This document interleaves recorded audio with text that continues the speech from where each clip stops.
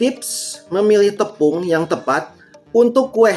Jangan sampai salah pilih ya. Pernah nggak kamu bikin kue tapi hasilnya bantat, keras, atau malah terlalu rapuh?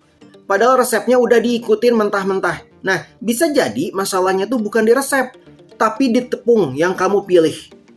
Nah, tepung itu bukan cuma tepung terigu.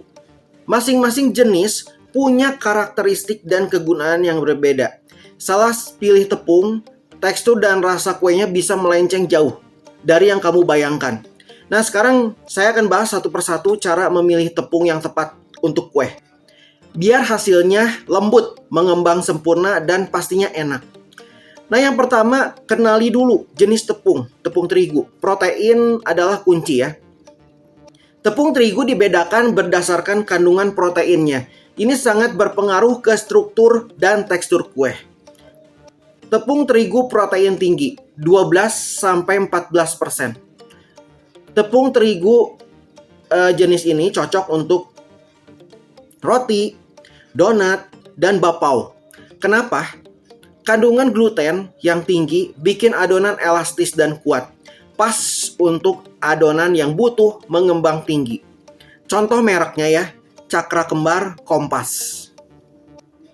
Tepung terigu protein sedang, 10-12%. Cocok untuk kue bolu, pancake, brownies, martabak manis. Kenapa? Seimbang antara elastisitas dan kelembutan. Bisa untuk banyak jenis kue. Sering disebut tepung serbaguna. Contoh mereknya Segitiga Biru. Tepung terigu protein rendah, 8-9%. Cocok untuk kue kering atau cookies, cake butter, kue lapis legit, atau pie crust. Kenapa? Kandungan glutennya rendah. Bikin tekstur renyah, rapuh, dan lembut. Contoh merek Kunci Biru. Nah, perhatikan tekstur dan warna tepung.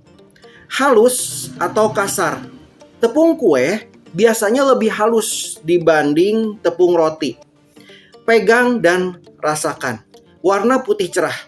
Tepung berkualitas biasanya warnanya putih bersih. Kalau agak kekuningan atau bau apek, jangan dipakai. Cek tanggal kadaluarsa dan simpan dengan benar.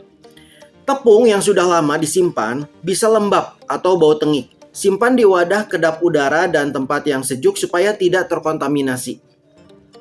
Tidak terkontaminasi kutu atau jamur ya.